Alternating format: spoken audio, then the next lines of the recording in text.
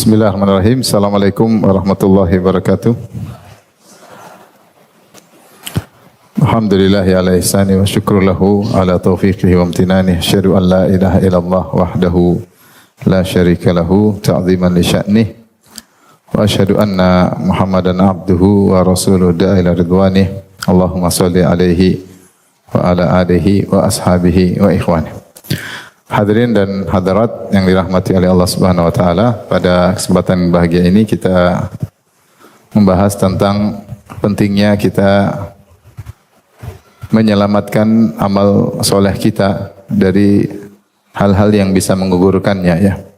Kita tahu bahwasanya ketika kita meninggal dunia, kita sudah tidak bisa lagi beramal. Idza matal insan inqata anhu amaluhu, ya. Jika seorang manusia telah meninggal maka terputus amalannya. Illa min salat, kecuali dari yang tiga: shadaqah jariyah, sedekah jariyah, ilmun yuntafa'u bihi, ilmu yang bermanfaat. Kemudian yang ketiga, waladun salihun yad'u lahu, anak saleh yang mendoakannya. Selama kita masih hidup, kita masih bisa beramal soleh. Akan tapi kita tidak tahu kapan kita meninggal dunia. Kemudian yang berikutnya, amal soleh tersebut adalah bekal kita untuk alam kehidupan berikutnya, yaitu di alam barzakh. Karena sebagaimana di dunia ada nikmat dan ada sengsara, maka di alam berikutnya pun demikian, lebih dahsyat antara nikmat dan sengsara. Kemudian alam berikutnya lagi, alam akhirat, juga ada nikmat dan ada sengsara. Dan yang menentukan nikmat atau sengsara di alam barzakh adalah amal soleh, dan juga yang menentukan level nikmat di alam akhirat, surga atau neraka, kesengsaraan di neraka juga tergantung dengan amal. Oleh karenanya kita sadar bahwasanya amal kita tidak banyak. Dengan naik turunnya iman kita, ya, dengan kegiatan duniawi yang begitu banyak, ya, dengan waktu yang terbuang-buang karena hal yang sia-sia, kita menyadari hal itu semua, terutama kita di dunia medsos sekarang yang sering menyita umur kita, membuang umur kita tanpa ada faedah, sehingga kita menyadari amal kita semakin sedikit. Amal kita semakin sedikit, yaitu kita beramal soleh semakin sedikit. Nah, yang sedikit ini jangan sampai juga menguap. Jangan sampai juga menguap. Setan tidak peduli kita punya amal sebanyak apapun. Kalau amal kita banyak, tapi kalau ternyata kita riya atau sum'ah, maka akan sirna dan habis. Ya. Dan kita sudah tahu hadis yang mengerikan tentang tiga orang. Yang pertama disiksa oleh Allah, satunya adalah mujahid yang berjihad, yang satunya adalah ustadz yang berilmu dan mengajarkannya, dan yang satunya adalah dermawan. Ini contoh tiga orang yang amalannya besar, makanya dijadikan sampel oleh Nabi, dan Nabi ceritakan tentang di akhirat kelak orang-orang yang amal mereka hebat: mujahid, ustadz, sama dermawan. Ternyata ketiga orang ini, mereka lah yang pertama lebih dahulu masuk neraka jahanam karena amal mereka ternyata riya. Amal mereka ternyata riya. Nah, jangan sampai kita amal sudah tidak seperti mereka. Kita bukanlah mujahid, bukanlah ustadz, bukanlah dermawan, sudah amalnya sedikit, kemudian menguap pula, yaitu yang kita khawatirkan.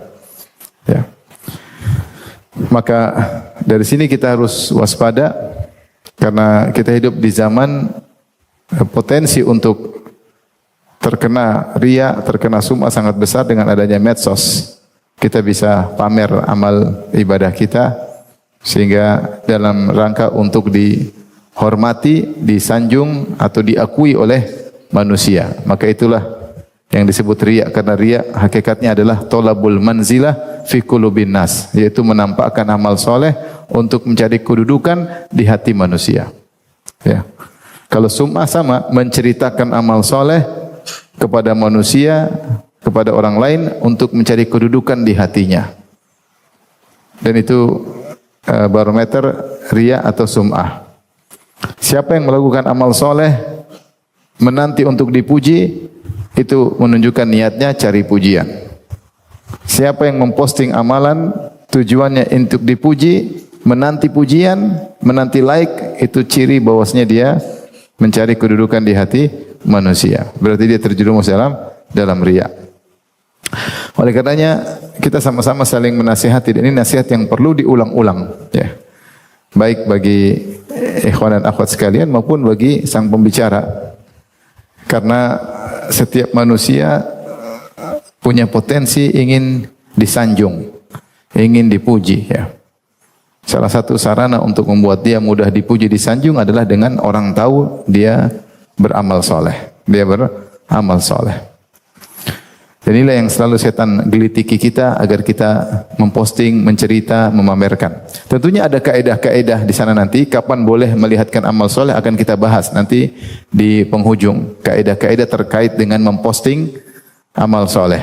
Sebelum kita masuk dalam kaedah tersebut, saya ingin menyampaikan terlebih dahulu tentang keutamaan menyembunyikan amal soleh. Keutamaan menyembunyikan amal soleh. Terlalu banyak dalil dalam Al-Quran maupun Sunnah yang menunjukkan tentang keutamaan menyembunyikan amal soleh. Di antaranya misalnya firman Allah Subhanahu Wa Taala, ya, "Wadhkur Rabbaka fi nafsika tadarruan wa khufiyah wa dunal jahri minal qaul."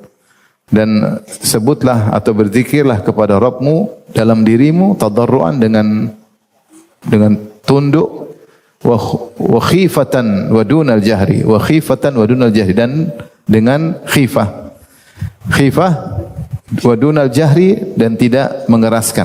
Kata Syekh Sa'di, ud'u rabbakum, ya. Demikian juga ayat yang semisal ini dalam surat Al-A'raf 205, saya ulangi, wadhkur rabbaka fi nafsika tadarruan wa khifatan wa dunal jahri. Ini dalam surat Al-A'raf ayat 205. Demikian juga ayat yang semisal surat Al-A'raf ayat 55. Ud'u rabbakum tadarruan wa khufyah. Innahu la yuhibbul mu'tadin. Ya. Berdoalah kepada Rabb kalian dengan menunduk, wa khufyah, innahu la yuhibbul mu'tadin. Sungguhnya Allah tidak menyukai orang-orang yang melampaui batas. Ya. Maka Syekh Sa'di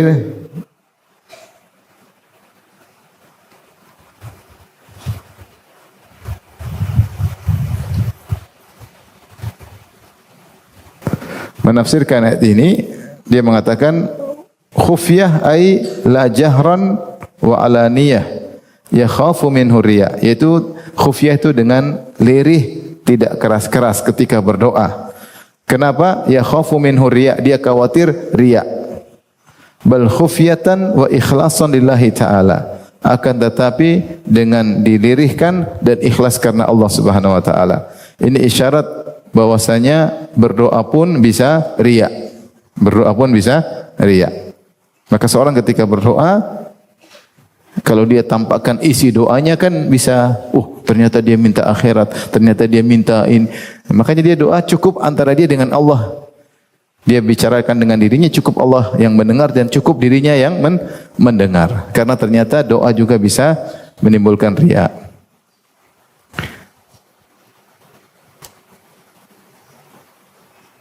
Ibnu Katsir juga menyampaikan tentang ayat ini, tadarruan wa khufyah, itu dengan merendah dan dengan khufyah, dengan suara yang lembut, yang lirih.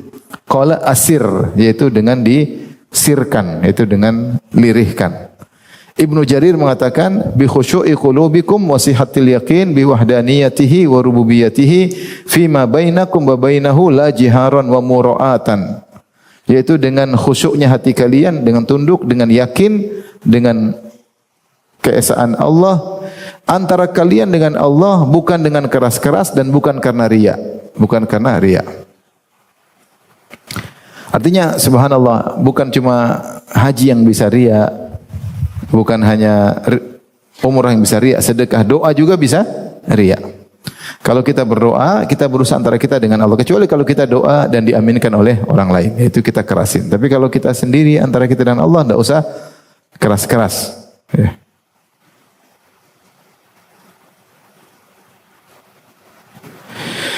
Ini di antara dalil. Di antara dalil dalam surat Al-Baqarah 271 Allah berfirman, "In tubudu shadaqati fa ni'mahi." Kalau kalian nampakkan sedekah maka itu baik. Ini dalil bolehnya menampakkan sedekah.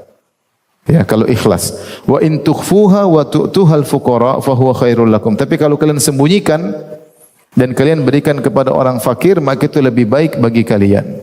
Itu kalian sembunyikan, tidak dinampakkan, maka itu lebih baik. Artinya pahala lebih baik. Wa yukaffiru ankum min sayyi'atikum, dan akan Allah hapuskan dosa-dosa kalian. Wallahu bima ta'maluna khabir. Allah Maha tahu secara detail apa yang kalian lakukan. Yaitu Allah bilang, kalian nampakkan kalau ikhlas tidak apa-apa, kalau kalian sembunyikan lebih baik, karena enggak usah khawatir, Allah tahu detail apa yang kalian lakukan. Ibnu Abbas berkata, "Ja'alallahu shadaqata sirfi tatawwu tafdulu alaniyataha yuqal bi sab'ina dha'fan." Bahwasanya sedekah yang dilakukan sembunyi-sembunyi lebih mulia daripada sedekah yang dilakukan secara terang-terangan. Ada yang mengatakan 70 kali lipat. 70 kali lipat. Ya. Ini sedekah sunnah, ya. Sedekah sunnah. Berbeda dengan perkara yang wajib seperti zakat, maka ditampakkan. Perkara yang wajib zakat ditampakkan. Tapi kalau perkara yang sunnah, maka asalnya adalah disembunyikan. Ini dalam Al-Quran.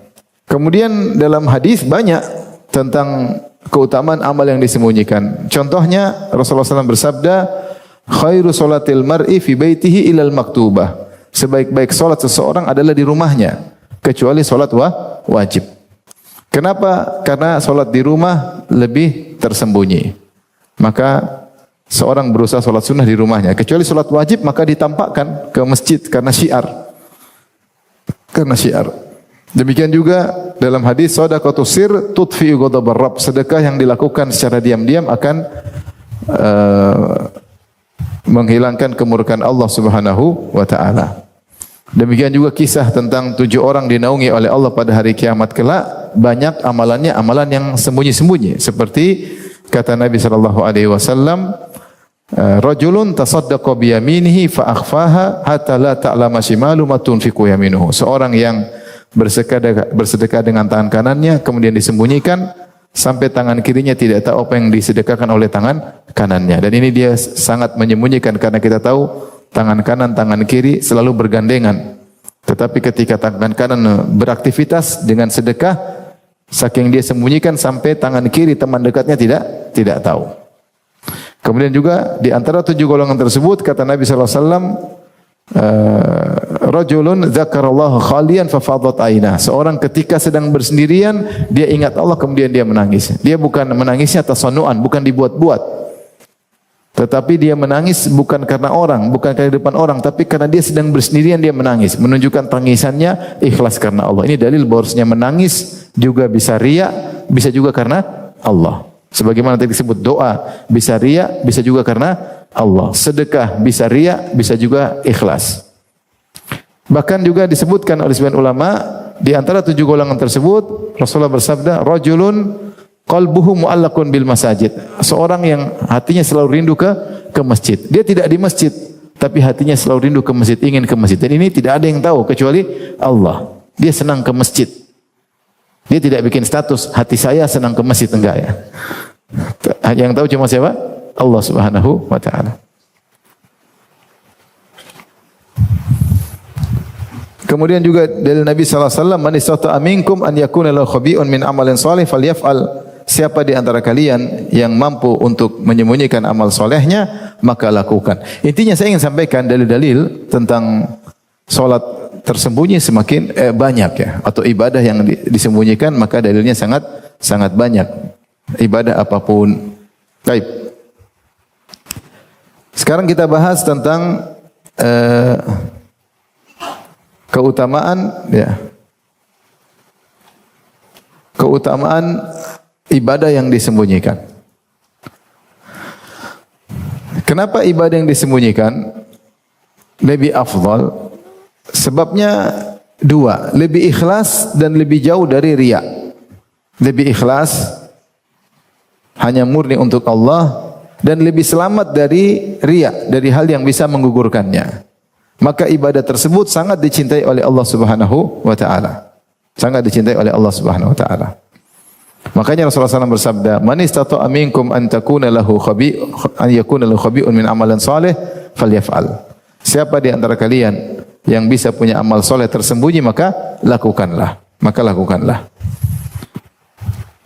Kemudian tadi sudah kita singgung juga tentang keutamaan amal disembunyikan. Jadi kata ketika semakin ikhlas dan semakin jauh dari riya, berarti semakin mudah diterima oleh Allah.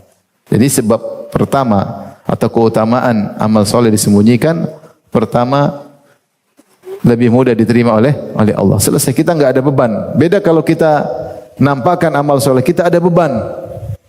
Beban, khawatir pengen dipuji, khawatir pengen disanjung, khawatir pengen dihormati. Tapi kalau nggak ada yang tahu, nggak ada beban. Nggak ada beban. Tinggal nanti setan datang cerita. Tinggal mau cerita atau tidak. Apalagi kalau sudah di podcast, ya itu kemungkinan cerita besar. Tinggal setan datang cerita atau tidak. Kalau kita nggak cerita, selamat. Mau nggak ada yang tahu. Yang tahu cuma siapa? Allah. Ya.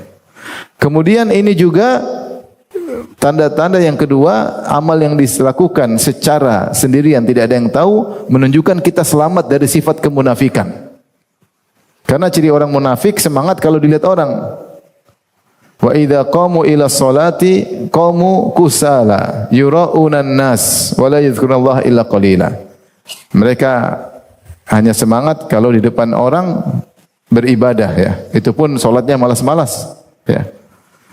Dan tidak ingat Allah kecuali cuma sedikit. Makanya orang munafik, athqalus salawat alal munafiqin salatul isya wal fajr. Salat yang paling berat bagi orang munafik salat isya dan salat subuh. Kenapa? Kalau salat duhur, salat asar, salat maghrib mereka semangat karena dilihat orang.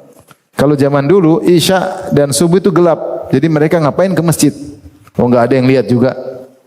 Maka bedanya orang munafik dengan tidak, kalau orang yang tidak munafik ketika dia bersendirian dia semangat.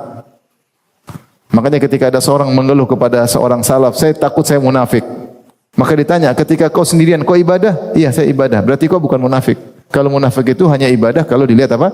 Orang.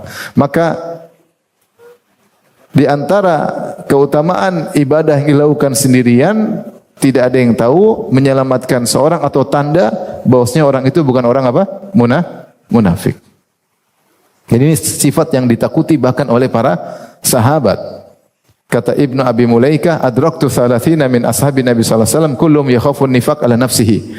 Aku mendapati, kata Ibnu Abi Mulaikah seorang tabi'in, aku mendapati 30 sahabat seluruhnya khawatir kemunafikan, yaitu khawatir beda antara batin dan zahir.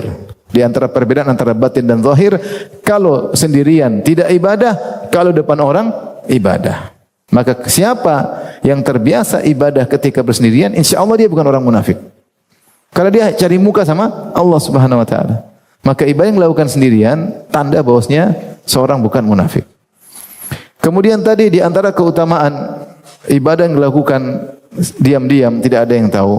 Allah mengatakan wa yukaffiru ankum min sayyi'atikum, dan kami akan menghapuskan dosa-dosa kalian. Ya, tadi wa in tubudu shadaqati fa ni'mahi, kalau kalian nampakkan sedekah maka itu baik. Wa in tukhfuha wa tu'tuha al-fuqara fa huwa khairul lakum wa yukaffiru ankum min sayyi'atikum.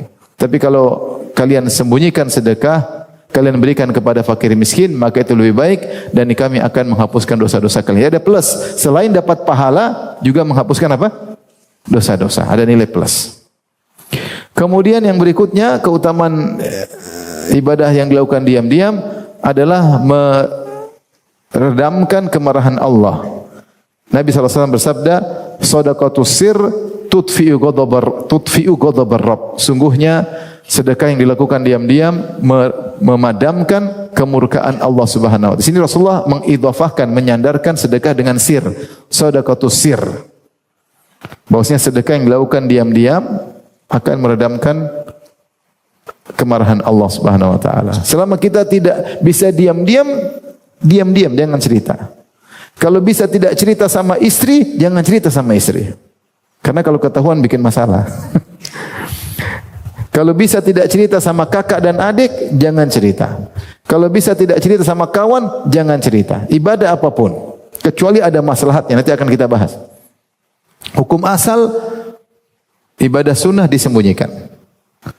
Kemudian juga jika seorang melakukan ibadah, lakukan diam-diam, maka dicintai oleh Allah Subhanahu wa taala. Dalam hadis sahih Muslim, Rasulullah SAW bersabda, hadis Sa'ad bin Abi Waqqas, "Innallaha yuhibbul 'abda taqiyal ghaniyal khafi." Sungguhnya Allah mencintai seorang hamba yang bertakwa, al-ghani yaitu merasa cukup, qanaah, taqi bertakwa, al-ghani al-khafi yang sembunyi, yaitu tidak ingin tampil, tidak ingin diketahui orang.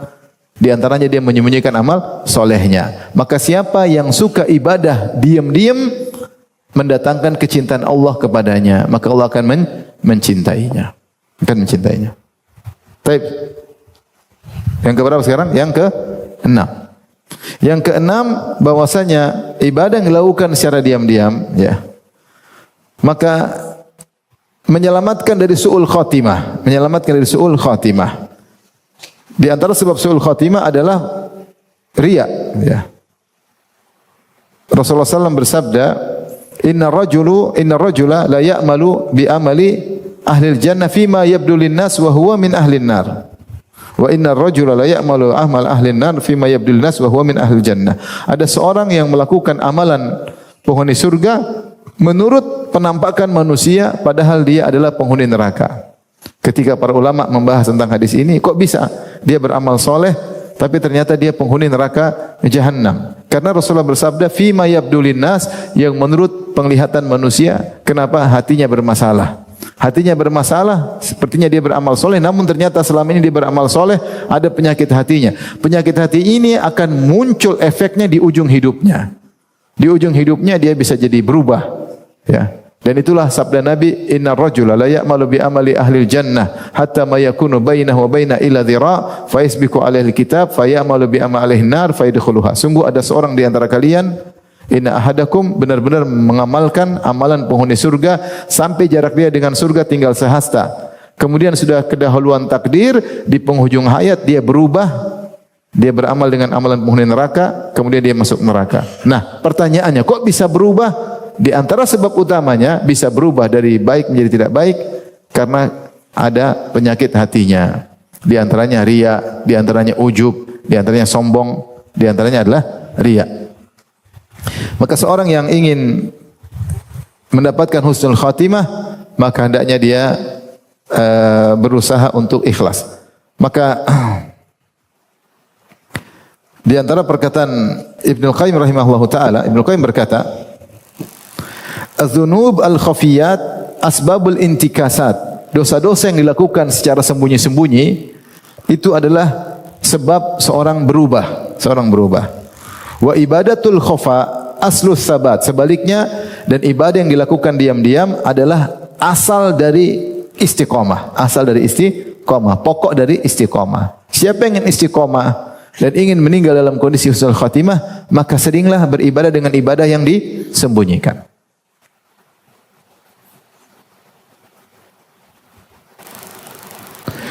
Seorang ulama menafsirkan, beliau berkata, "Fa kullama zada khafa'ut ta'at, kullama zada thabatuka." Semakin bertambah engkau sembunyikan ketaatan-ketaatan semakin banyak, maka semakin bertambah istiqomahmu. Kal watat al-mansub yathbutu zahiruhu biqadri khafa'i asfalihi fil ardi. Dia memisalkan seperti pasak. Pasak itu semakin banyak yang disembunyikan, semakin dalam, dia atasnya semakin kuat. Paham tidak? Misalnya pasak atau paku misalnya 20 cm, kalau kita masukkan 15 cm, dia semakin kuat. Kalau kita masukkan 18 cm, tinggal 2 cm yang kelihatan, semakin kuat atau tidak?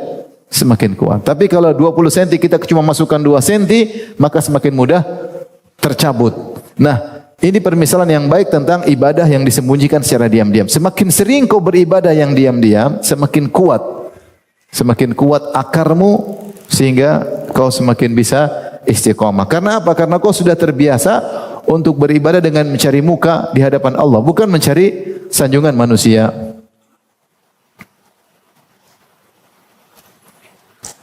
Kemudian beliau berkata, "Fayaqtali'ul watadul azim wa yu'juzu an qal'is saghir wa yu'jazu an qal'is saghir wasir fi ma khafi. Maka kelihatannya ada pasak yang besar ternyata mudah dicabut dan ada pasak yang kecil ternyata susah dicabut. Kenapa? Karena yang disembunyikan lebih banyak. Oleh karenanya di antara keutamaan menyembunyikan amal soleh adalah memudahkan untuk istiqamah dan meraih husnul apa? Khatimah. Baik. Kemudian yang berikutnya, yang keberapa? Yang ketujuh. Yang ketujuh di antara keutamaan menyembunyikan amal soleh semakin ikhlas, yaitu semakin mudah untuk selamat dari kemaksiatan. Semakin mudah selamat dari kemaksiatan. Semua orang tidak ada yang selamat dari maksiat, tetapi kalau dia semakin ikhlas, dia semakin mudah diselamatkan oleh Allah Subhanahu wa taala. Di antara dalil akan hal ini adalah kisah Nabi Yusuf ketika alaihissalam ketika digoda oleh Imratul Aziz atau konon namanya Zulekha, maka Allah berfirman innahu min ibadinal mukhlasin. Dalam qiraah innahu min ibadinal mukhlisin. Ya. Kadzalika linasrifa anhu su'a wal fahsya. Demikianlah kami memalingkan Yusuf dari perbuatan keji dan perbuatan maksiat. Kenapa? Innahu min ibadinal mukhlisin. Allah sebutkan sebabnya karena dia termasuk hamba-hamba kami yang ikhlas.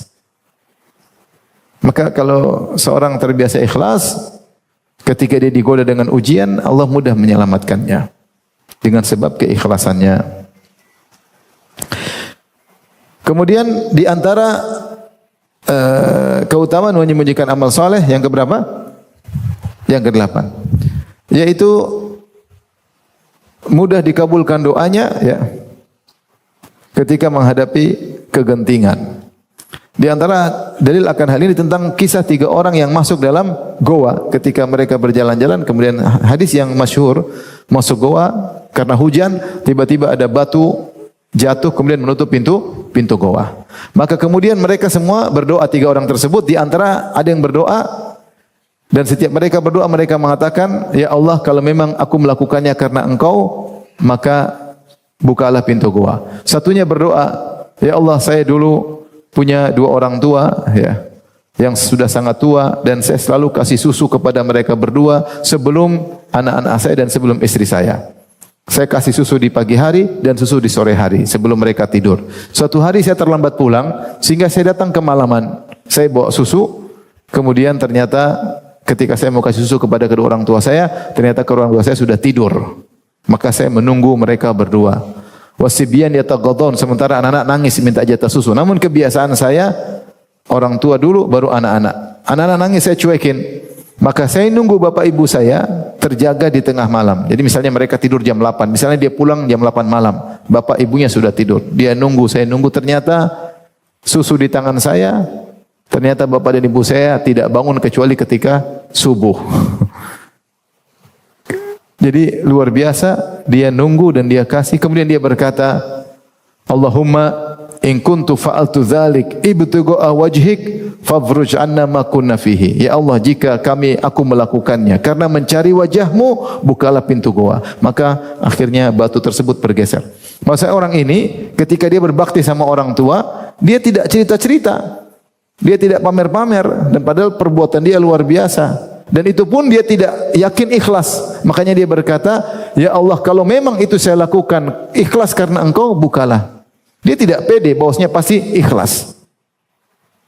Karena orang soleh tidak pede, tidak ada yang tahu ikhlas atau tidak. Nabi Ibrahim saja alaihissalam ketika bangun Ka'bah, angkat batu, susun batu jadi Ka'bah, dia mengatakan, Rabbana taqabbal minna, ya Allah terimalah dari kami. Enggak tahu. Makanya dia mengatakan, ya Allah, kalau memang saya melakukannya ikhlas, bukalah pintu gua. Yang kedua, tentang kisah seorang lelaki yang cinta kepada seorang wanita, akhirnya sudah tinggal digauli, dia sudah kasih uang 120 dinar, yaitu kurang lebih setengah kilogram emas. Kemudian wanita tersebut sudah menyerahkan dirinya. Ketika dia mau gauli, ternyata wanita tersebut, dia mengatakan, saya sudah duduk seperti seorang suami terhadap istrinya, tinggal digauli. Hasrat sudah berkobar karena ini wanita yang dia kejar-kejar selama ini. Ternyata wanita itu berkata, ya Abdullah ittaqillah, wahai hamba Allah, bertakwalah kepada Allah. Akhirnya saya pun tinggalkan. Dia berkata, ya Allah, kalau saya memang meninggalkannya, ikhlas karena engkau, ya. Karena dia bilang, ittaqillah, wala tafuddal khatam illa bihaqqihi. Wahai fulan, jangan kau gauli saya. Ini tidak halal. Akhirnya saya tinggalkan dia. Jika saya tinggalkan dia karena engkau ya Allah, bukalah pintu gua. Akhirnya pintu gua juga terbuka. Ikhlas. Itu pun dia ragu ikhlas atau tidak. Tapi karena dia ikhlas itulah. Karena dia ikhlas makanya dia bilang, ya dia tidak pede ikhlas. Orang yang ikhlas cirinya tidak pede ikhlas. Orang yang riya pede ikhlas. Pamer-pamer ibadah pede. Seakan-akan ikhlas aman. Orang yang ikhlas takut.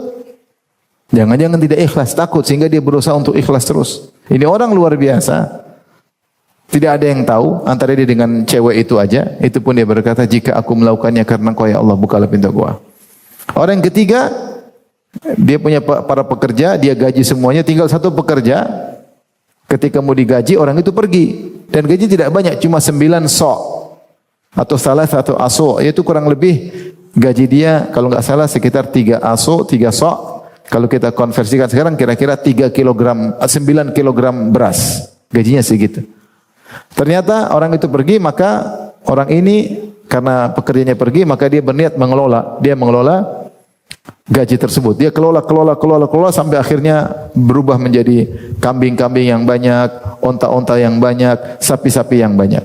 Setelah sekian tahun, datanglah pekerja tadi. Kata dia, ya Abdullah, a'tini haqqi. Wahai bos, mana gajiku dulu? Cuma 9 kilogram beras.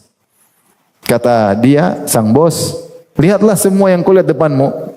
Onta-onta, kambing-kambing, sapi-sapi. Itu semua gajimu. Kata pekerjanya, la tahza' bi. Jangan kau ejek saya, wahai bos.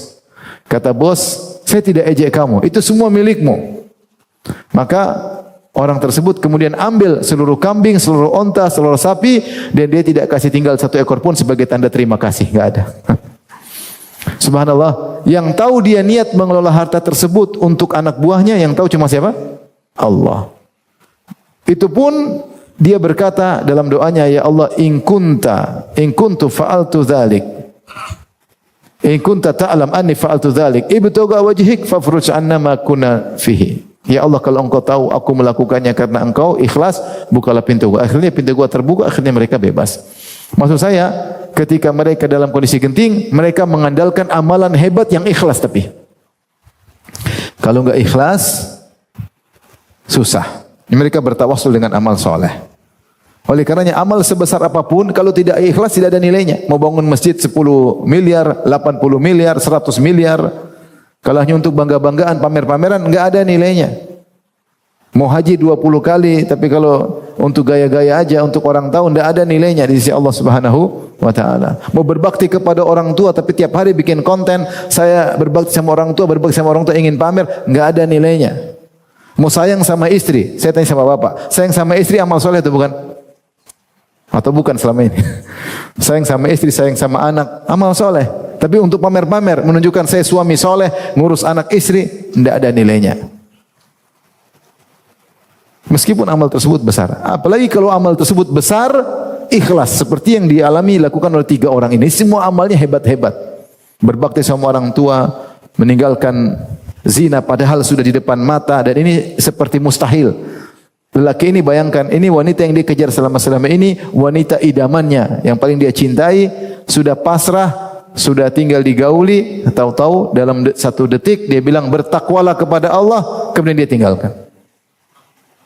Kemudian yang tadi orang yang amanah, mengelola harta yang sedikit, kemudian taruhlah dia kelola harta yang tadinya 9 kilo berapa sih? 9 kilo beras berapa harganya? 10 kilo lah, 10 kilo. 1 kilo beras berapa? 140 ribu. 1 kilo 14 ribu.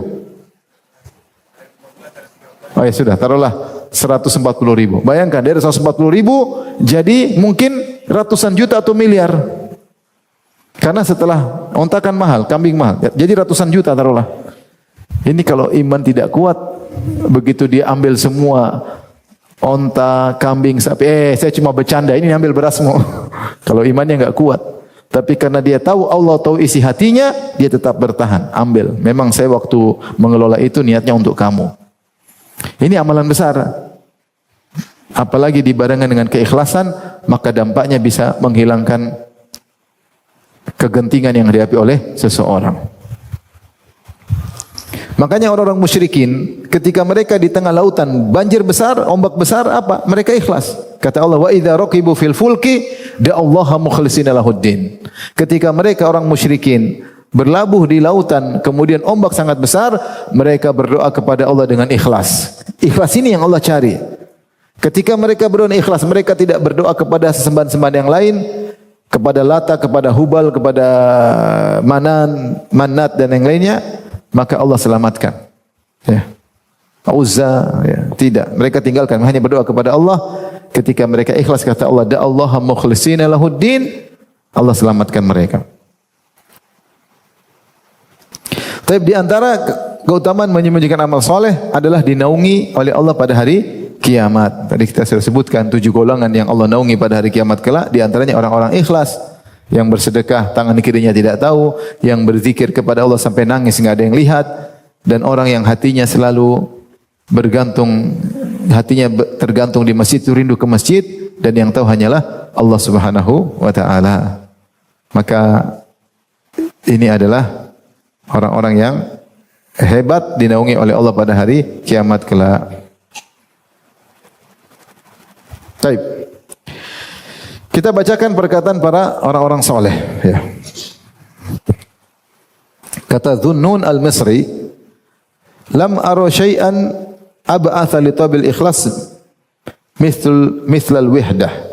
Li'annahu idza khala lam yara ghairallah. Tidak ada sesuatu yang paling memudahkan orang untuk bisa ikhlas seperti bersendirian. Beramal soleh dalam kesendirian. Kenapa? Ketika dia bersendirian, dia tidak lihat kecuali Allah Subhanahu wa taala. Di depan dia tidak ada istrinya, tidak ada anaknya, tidak ada kawannya, tidak ada apa-apa. Yang berarti mau cari muka sama siapa?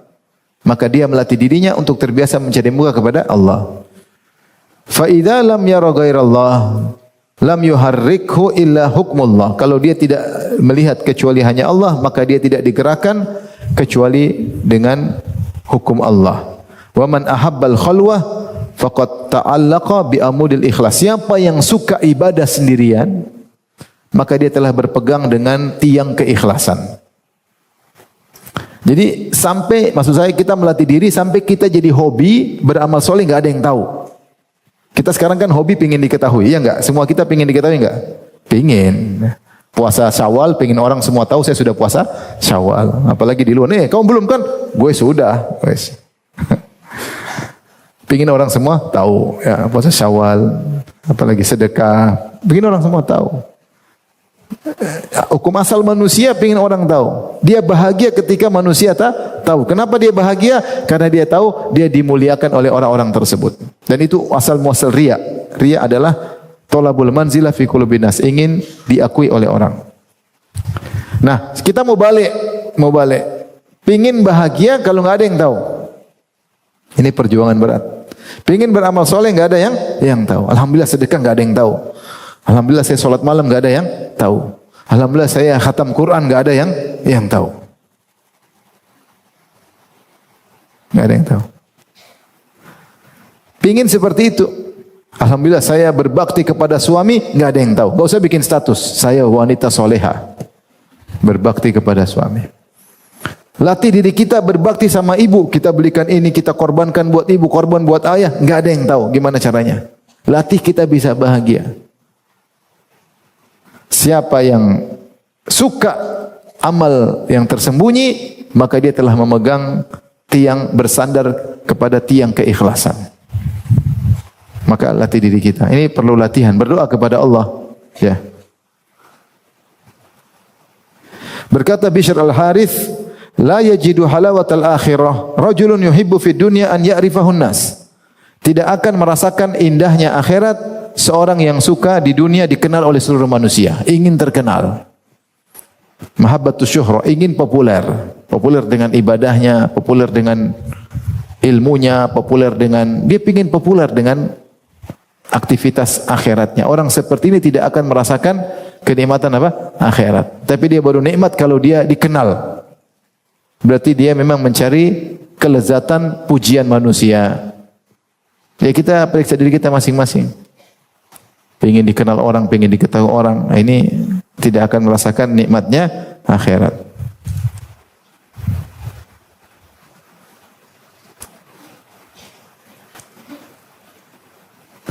Kata Ayyub As-Sikhtiyani, wallahi ma sadaqa abdun illa sarrahu an la yush'ar bimakanihi. Atau an la yash'ur bimakanihi. Ya, demi Allah tidaklah jujur iman seseorang sampai dia senang kalau dia tidak diketahui. Atau dia bahagia kalau enggak ada yang tahu dia, ya. Dia senang kalau dia enggak ada yang ikut-ikut dia. Dia senang, bukan senang dielu-elukan. Kata Muhammad bin Wasi', in kana rajul la yabki 20 sanah wa mar'atuhu la ta'lamu bihi. Sungguh ada seseorang yang 20 tahun suka menangis karena Allah, istrinya enggak tahu. Artinya ketika dia ingin menangis karena Allah, tidak di depan istrinya. Mungkin ketika dia salat malam, mungkin ketika sedang berbuka puasa, istrinya enggak tahu. Sampai ada seorang senantiasa puasa sunnah, istrinya enggak tahu. Karena pagi-pagi dia minta bekal, dikira mau sarapan, padahal dia sudah sahur sebelumnya, mungkin dengan minum air. Kemudian sarapan tadi ternyata buat untuk makan malam. Istrinya enggak tahu kalau selama ini dia puasa sunnah. Kata Hasan Al-Basri,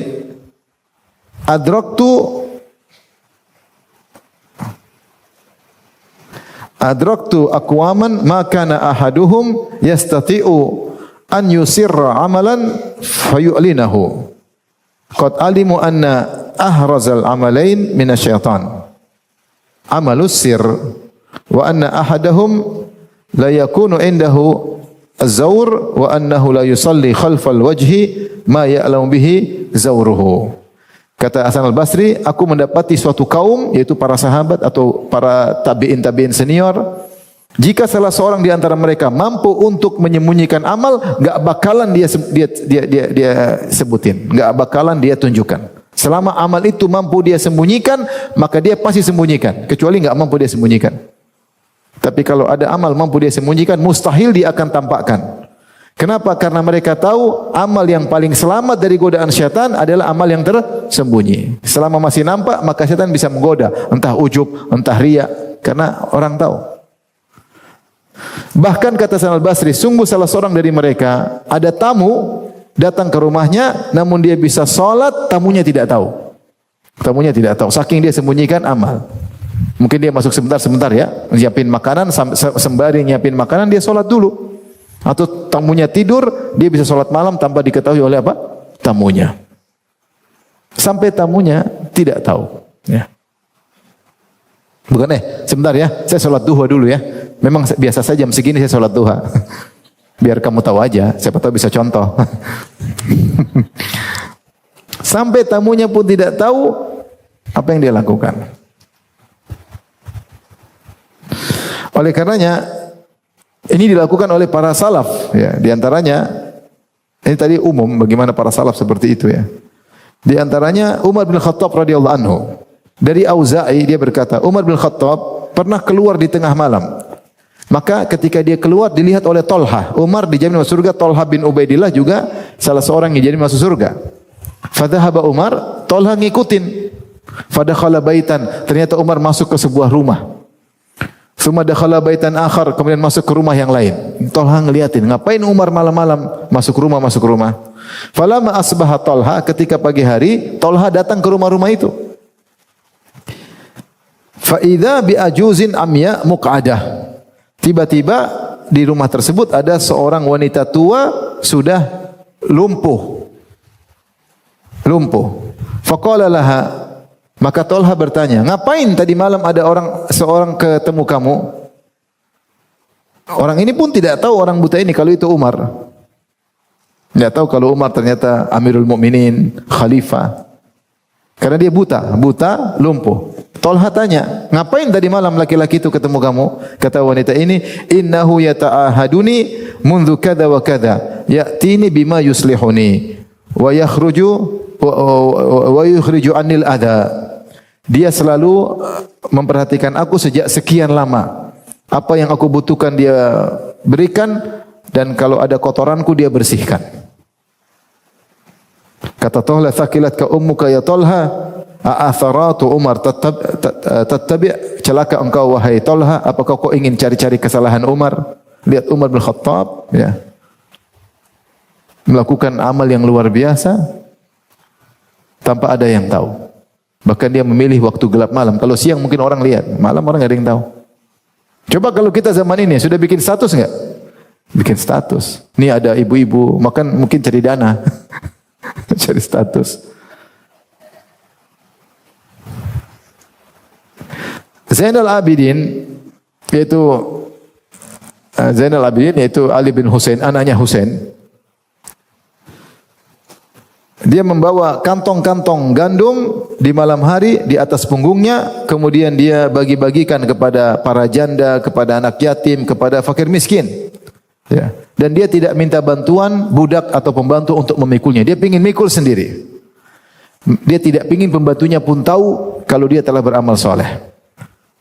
Maka dia sering melakukan demikian. Ketika dia meninggal baru ketahuan. Kenapa? Karena bantuan terputus yang selama ini ada kok tidak ada. Yang kedua, mereka dapati di pundaknya ada bekas hitam karena dia selalu mikul sendiri. Sampai pembantunya pun dia tidak ingin tahu.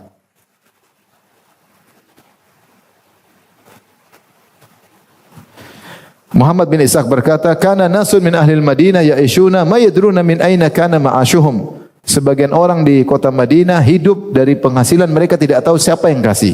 Falamma mata Ali bin Husain, tatkala Ali bin Husain rahimahullah meninggal dunia, faqadu ma kanu yu'tauna bihi bil lail, maka mereka terputus bantuan yang selama ini mereka dapatkan. Intinya kisah-kisah seperti ini banyak.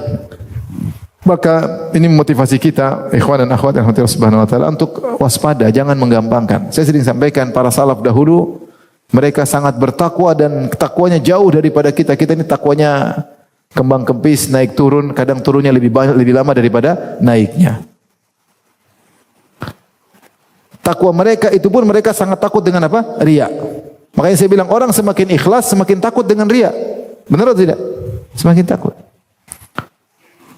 Nabi Ibrahim aja berdoa, lihat para salaf mereka takut untuk riya sehingga mereka berusaha menyembunyikan amal. Bahkan di antara mereka kalau ada yang tahu amal mereka, mereka marah. Kenapa tahu? Dia sudah berusaha sembunyi-sembunyiin, kamu muncul sini tahu-tahu amal saya. Dia marah. Karena sudah terbiasa menyembunyikan amal dan takut jadi bahan omongan. Bukan kita nampakkan orang supaya orang cerita, mudah-mudahan dia cerita siapa saya, enggak. Tapi dari sini tentunya kita tahu lebih utama seorang untuk menyembunyikan amal solehnya. Nah, seperti saya sudah sampaikan tadi di awal, di ujung pengajian kita akan menyampaikan beberapa kaidah terkait dengan menampakkan amal soleh. Ya. Yang pertama, kaidah pertama, ikhwan dan akhwat yang dirahmati Allah Subhanahu wa taala, asalnya amalan yang fardu ditampakkan, sebaliknya asal amalan sunnah disembunyikan. Kalau amalan fardu ditampakkan karena syiar, tinggal seorang berjuang melawan riya dan ujub. Seperti dia ke masjid, dia tampakkan ke masjid. Seperti azan, ya azan keras-keras, jangan sembunyi-sembunyi. Suaranya jangan diam-diam, nanti nggak ada yang datang.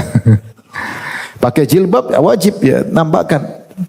Maka zakat tampakkan. Bahkan sebagian ulama mengatakan zakat hendaknya ditampakkan untuk menghilangkan penyakit hati. Kalau kita berzakat kasih, kita yang kasih langsung supaya orang-orang miskin itu tidak suudzon sama kita. Ya, tidak suudzon sama kita. Haji, kalau kita haji pertama tampakkan saya sudah haji. Adapun haji-haji berikutnya ya yang sunnah ya.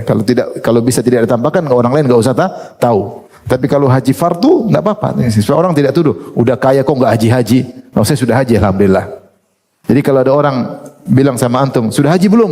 Mobil gonta-ganti sudah haji belum? Bilang, sudah alhamdulillah. Jangan bilang, sudah 15 kali. Bilang, sudah alhamdulillah. Saya sudah haji alhamdulillah. Haji travel plus. Bahkan jatah visa orang saya ambil. Jadi mau saya hukum amalan fardu ditampakkan. Kalau mungkin timbul riya kita lawan. Kita ke masjid kadang riya. tapi itu wajib masjid. Lawan itu riya. Bismillah. Lawan itu riya. Tapi yang sunnah hukum asalnya disembunyikan. Makanya salat sunnah terbaik di rumah. Salat wajibnya di masjid, ya. Kecuali kita dapat di masjid qomatnya cepat sekali, ya terpaksa kita datang sebelum azan kita salat sunnah di situ, yaitu lain cerita karena ada maslahat yang lain. Selama mungkin untuk disembunyikan, sembunyikan. Makanya tadi Hasan Al-Basri mengatakan, adratu aqwaman, aku mendapati kaum-kaum yang selama amal soleh mereka bisa sembunyikan, mustahil mereka tampakkan. Tidaklah mereka tampakkan kecuali darurat untuk mereka tampakkan. Rasulullah bersabda, "Man istata'a minkum yakuna lahu khabirun min amalin salih falyaf'al." Siapa yang mampu punya amal soleh yang disembunyikan, maka lakukanlah. Maka kita harus berusaha menyembunyikan amal soleh sebisa mungkin, terutama yang sunnah. Kalau yang wajib kita tampakkan, karena itu bagian daripada syiar. Ini kaidah pertama. Kaidah kedua, ikhwan dan akhwat yang rahmatillah subhanahu wa ta'ala, menampakkan amal soleh meskipun sunnah hukumnya boleh selama itu ikhlas. Dalilnya Allah berfirman, in tubudu sadaqati fa ni'mahi wa in tukhfuha wa tu'tuha al-fuqara fa huwa khairul lakum. Kalau kalian menampakkan sedekah itu baik, tapi kalau kalian sembunyikan lebih baik. Maka boleh kita menampakkan amal soleh, ya, kalau memang kita ikhlas. Apalagi ada tujuan-tujuan lain, memotivasi. Secukupnya, ya, kita tampakkan selama insya Allah saya ikhlas, ya, selama kita merasa secara golapatudzon, secara persangkaan besar, insya Allah saya ikhlas, ya. Contoh misalnya, ada mengumpulkan dana. Ayo kita mengumpulkan dana untuk Palestina atau untuk misalnya orang terkena bencana di Aceh dan yang lainnya. Maka saya 1 juta. Ya. Ikhlas insya Allah. Yang 100 jutanya dia enggak umumkan. Dia umumkan cuma 1 jutanya. Seperti ini tidak apa-apa. Ya. Ini 1 juta. Ini mukadimah ya. Belum. 100 juta belakangan. Jangan cerita-cerita ya. Jadi bahwasanya boleh menampakkan amal soleh jika memang ikhlas. Kemudian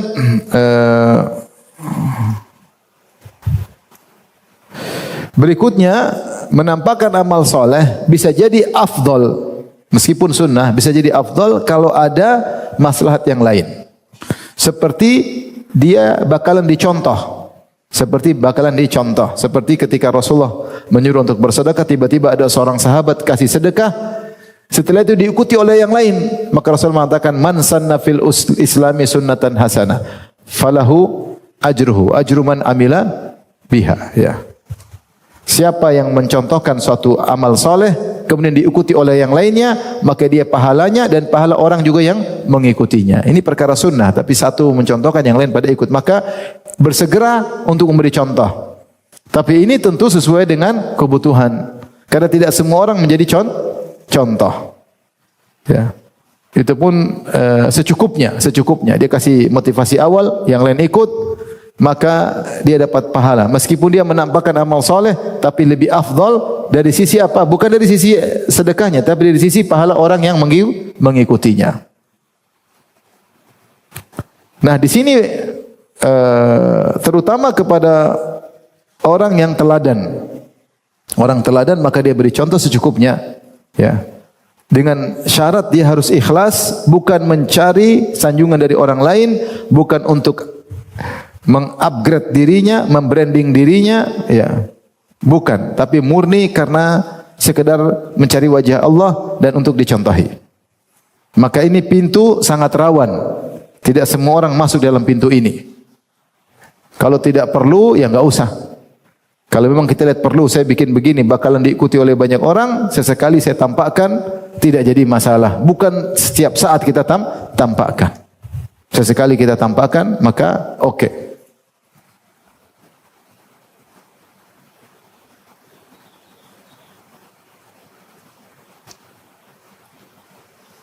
Baik, ini terkadang boleh menampakkan amal soleh jika dengan tujuan tadi. Tapi syaratnya harus ikhlas. Dan ada tujuan lain, yaitu agar dicontohi. Jika ternyata syaratnya tercampur antara ingin dicontohi sekaligus untuk riya, maka amal tersebut gugur. Seperti seorang bertanya, Ustaz, saya mencontohkan amal soleh, saya tampakkan supaya dilihat orang, supaya diikuti.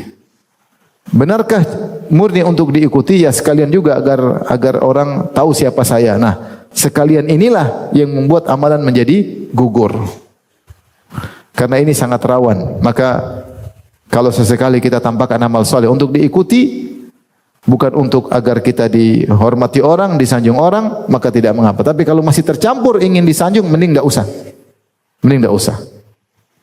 Ini hanya untuk orang-orang yang bisa melawan riaknya dan ada maslahat besar sehingga dia akhirnya menampakkan amal solehnya. Baik.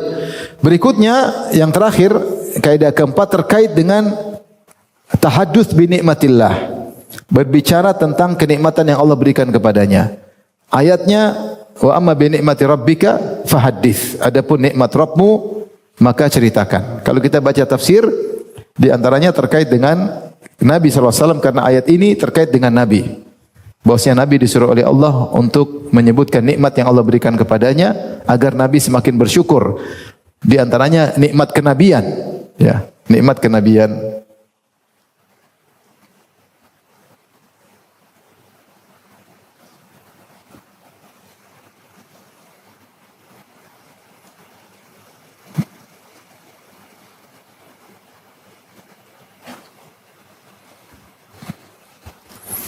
Saya bacakan perkataan Ibnu Katsir, ya, At-Tabari.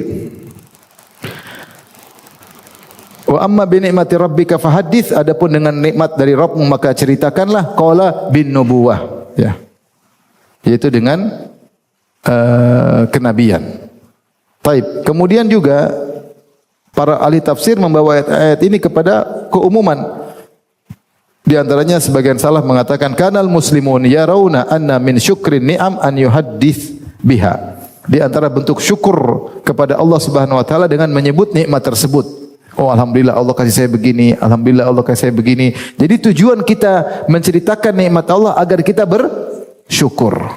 Dulu saya enggak ngerti agama, sekarang alhamdulillah, ya. Seperti sahabat terkadang mereka cerita tentang jahiliyah mereka sampai mereka tertawa. Rasulullah biarin mereka cerita di masjid, dulu kita begini, sekarang kita begini. Ini nikmat hidayah. Nikmat hidayah, ya. Termasuk nikmat duniawi. Mereka nikmat dunia juga karena sering orang lupa. Makanya Uwais Al-Qarani ketika beliau sakit dengan sakit albino di seluruh tubuhnya, dia berdoa kepada Allah agar disembuhkan. Cuma dia bilang, ya Allah sisakanlah seukuran dirham di pusarku. Supaya apa? Supaya dia ingat bahwasanya dia dulu pernah sakit. Sehingga ketika dia lihat masih ada sisanya, oh saya pernah sakit. Karena manusia sering lupa dengan nikmat Allah Subhanahu wa taala. Ya. Innal insani rabbih lakanud. Ya. Manusia kanut, suka berkeluh kesah. Kata Hasan Al-Basri, yansan ni'am wa yadhkurul masaib. Nikmat dilupakan, yang diingat musibah-musibah. Maka agar kita bisa pandai bersyukur, kita harus ingat nikmat-nikmat itu. Maka kita ceritakan. Jadi boleh menceritakan nikmat dalam rangka untuk bersyukur. Alhamdulillah, saya sudah haji, alhamdulillah. Buat bersyukur, bukan saya sudah haji. Itu bukan bersyukur, itu sombong. Jadi sebenarnya kontennya sama, cerita nikmat, tetapi hati-hati. Tujuannya bisa beda. Para salaf dahulu, sebagian disebut oleh Tabari, di antara bentuk syukur adalah menceritakan nikmat akhirat maupun nikmat duniawi. Misalnya kita bilang sama istri kita, coba dulu kita dulu kurus, sekarang alhamdulillah gemoy, nikmat. Dari mana kita bisa gemoy? Dari Allah Subhanahu wa taala. Dulu kita ngontrak rumah, sekarang punya rumah. Dulu naik sepeda, sekarang naik mobil. Ini nikmat. Terkadang kita ceritakan sama anak-anak kita, dulu abi susah, kamu dulu kayak apa? Supaya mereka bersyukur, karena nikmat itu dilupakan, lupa untuk bersyukur. Nanti kalau kena musibah baru aduh, manusia yang diingat musibah terus. Nikmat begitu banyak dilupakan. Maka di antara cara kita bersyukur, sebut-sebut nikmat Allah. Bukan untuk riya, bukan untuk sok, bukan untuk merasa saya beda dengan kalian. Seperti saya kalau berdoa Allah kabulkan. Nah ini ciri sombong. Tapi kalau alhamdulillah kemarin saya berdoa, subhanallah, hanya Allah yang bisa tolong saya. Itu syukur. Tapi kalau saya berdoa Allah langsung kabulkan. Ini Tanda-tanda dia menceritakan nikmat Allah bukan untuk syukur tapi untuk apa? Ria atau untuk sombong, untuk angkuh, untuk ujub.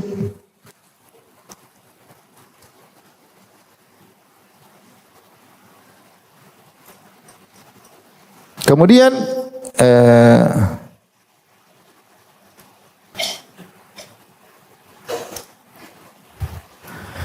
oleh karenanya di antara yang disebut oleh para ulama, ketika kita menyebutkan nikmat kita, ceritakan tidak pada semua orang. Kita cerita kepada orang kita percayai. Karena kalau kita selalu gembar-gemborkan nikmat yang Allah berikan kepada kita, akan ada orang yang hasad, ada orang tersakiti. Maka tidak semua nikmat kita ceritakan. Ingat, pertama tujuan cerita nikmat buat apa? Untuk sombong atau untuk bersyukur? Untuk bersyukur. Bahwasanya saya diberi nikmat oleh Allah, untuk bersyukur. Oleh karenanya, agar mencapai tujuan itu, tidak semua orang kita ceritakan. Tidak semua orang kita ceritakan.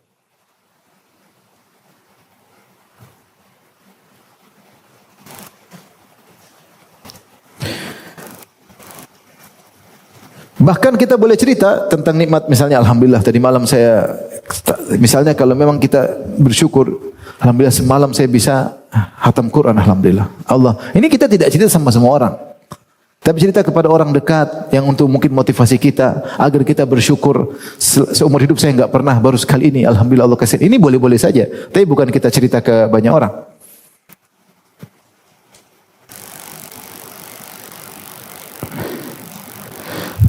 Berkata dalam buku tafsir Tahrir wa Tanwir, wa an ba'dhi salaf anna tahaddutsa bin ni'mah takunu li thiqah minal ikhwan mimman yathiqu bihi. Bahwasanya menceritakan kenikmatan kepada orang-orang yang dia percayai. Qala Ibnul Arabi, berkata Ibnul Arabi, ada dua, ada Ibnu Arabi tidak pakai alif lam. Ibnu Arabi ini tokoh Wahdatul Wujud yang bilang Allah sama makhluk satu kesatuan. Itu sesat. Kalau yang Ibnul Arabi, maka ini ahli tafsir. Ibnul Arabi, ahli hadis, ahli tafsir. Kata beliau, inna tahaddutsa bil amal yakunu bi ikhlasi minan niyyah inda ahli thiqah. Cara menyampaikan cerita tentang nikmat Allah adalah dengan ikhlas syaratnya. Yang kedua kepada orang yang dia percayai. Ini syaratnya dua. Fa innahu rabbama kharaja ila riya wa isa'ati dzan bi sahibihi, ya. Karena bisa jadi keluar dia ceritakan dengan riya. Bisa jadi riya. Oleh karenanya seorang berusaha kalau menceritakan nikmat tidak kepada semua orang, ya. Karena sebagian orang salah paham ketika dia beli mobil baru, dia pakai tahadduts bin nikmah. Mobilnya dia beli 4 miliar, kemudian dia posting-posting terus. Ini entah bersyukur atau bikin orang hasad atau bagaimana, ya. Atau boros, tidak zuhud, ya. Semuanya ada aturannya. Bukan berarti kita ingin menunjukkan nikmat Allah kemudian kita boros. Enggak, ada aturan. Orang berusaha zuhud, semua akan dihisab, ya. Jadi tidak mengambil ayat kemudian kita praktekkan sesuai dengan hawa nafsu kita. Tidak. Lihat bagaimana praktek para salaf. Jadi intinya seorang boleh menceritakan nikmat yang dia dapatkan selama untuk bersyukur kepada Allah. Dan hati-hati pintu riya, harus ikhlas dan tidak cerita kepada semua orang. Bahkan di antara nikmat tersebut adalah amal soleh yang mungkin dia ceritakan. Alhamdulillah kemarin saya sudah haji. Alhamdulillah pas haji kemarin dimudahkan oleh Allah. Alhamdulillah, bukan untuk riya. Oh, karena saya soleh maka dimudahkan hajinya. Ini riya namanya, ya. Tapi kalau kita menceritakan amal soleh, alhamdulillah kemarin saya bisa hajikan ibu, sudah itu impian saya selama ini, alhamdulillah, bersyukur. Itu Allah Maha tahu, insya Allah bukan riya, tapi karena bersyukur. Seperti itu boleh, tapi tidak diceritakan kepada semua orang. Karena kalau cerita kepada banyak orang, rawan potensi riya. Tapi demikian saja, ikhwan dan akhwat yang rahmati Allah Subhanahu Wa Taala. Tujuan kita agar kita waspada di zaman medsos ini. Potensi kita untuk pamer amal soleh sangat besar. Ya, kalau dahulu kita mungkin cuma riak di masjid, yang kalau sekarang kita riak satu dunia bisa tahu, iya enggak? Kalau sekarang kita mau riak, ya tinggal kita tunjuk-tunjukkan sama orang masjid karena kita dia. Sekarang dengan medsos kita bisa riak kepada jutaan manusia. Tinggal pamer semua orang kasih jempol, ya. Oleh karenanya waspada, jangan sampai amal kita yang sudah sedikit ini menguap juga. Akhirnya ketika kita masuk di yang lahat, tidak ada amal atau sangat sedikit karena kebanyakannya sudah pergi. Niat kita yang tidak benar bukan karena wajah Allah, tetapi karena riya. Oleh karenanya Allah berfirman, kullu syai'in halikun illa wajhah. Di antara tafsiran ayat ini di akhir surat Al-Qasas, semua akan sirna kecuali apa yang dilakukan karena mencari wajah Allah. Semua akan sirna, tidak ada nilainya kecuali amal yang kita lakukan karena mencari muka kepada Allah, karena mencari perhatian Allah Subhanahu wa taala. Adapun karena mencari perhatian manusia, maka amal tersebut akan sirna. Baik, demikian saja kajian kita. Kurang lebih mohon maaf. Wabillahi taufiq. Assalamualaikum warahmatullahi wabarakatuh.